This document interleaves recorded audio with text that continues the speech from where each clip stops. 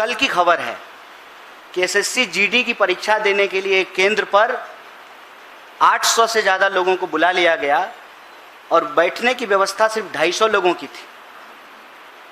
जो शिक्षा मंत्री, जिस देश की सरकार एक परीक्षा नहीं ठीक से करवा पा रहे हैं, आप बताइए कि एक साफ सुथरी परीक्षा के बिना, इस देश में ईमानदार गुरु के बिना हम विश्व गुरु कैसे बनेंगे।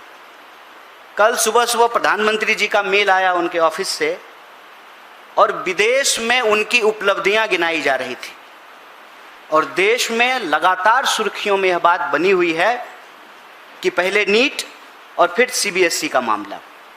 और सीबीएसई का मामला ऐसा है कि एक 17 साल का बच्चा अपनी समस्याओं को लेकर गुहार लगाता है और सरकार की चापलूसी में अपने रीढ़ की हड्डी खो चुके पत्रकार आनंद फानन में उस विद्यार्थी को देशद्रोही और पाकिस्तानी बताने लगते हैं।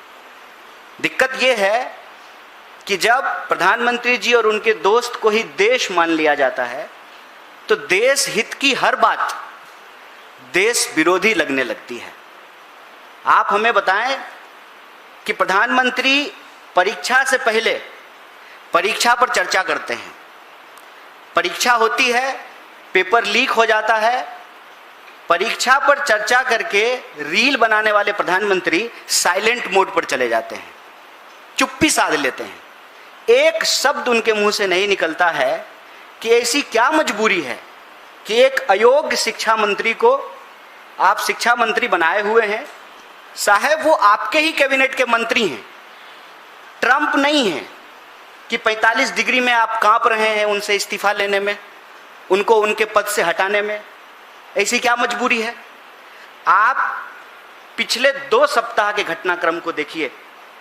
नीट का पेपर लीक होता है और पेपर लीक होने पे दलील ये दी जाती है कि पूरा पेपर लीक नहीं हुआ है।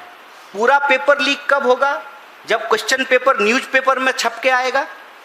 व्हाट्सएप पे क्वेश्चन पेपर घूम रहे हैं, पहले उसको दबाने का प्रयास किया गया, फिर स्वीकार किया गया कि पेपर लीक हुआ है, फिर पेपर उसको कैंसिल करके दोबारा पेपर कराया जा रहा है।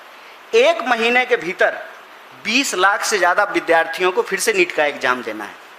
अभी नीट के मामले में प्रतियोगी छात्रों की आत्महत्या की खबरें आने लगी, फिर सीबीएसई का मामला आ गया। ऑनलाइन स्क्रीनिंग के इतने मुद्दे उठ करके आए, इतनी समस्याएं उठ करके आई और उस पर जवाब देने की बजाय सरकार के समर्थक पत्रकार जो है विद्यार्थी को ही पाकिस्तानी बताना शुरू कर दिए। आज इस देश की स्थिति यह है कि यह सरकार एक भी परीक्षा ठीक से कंडक्ट नहीं करवा पा रही है।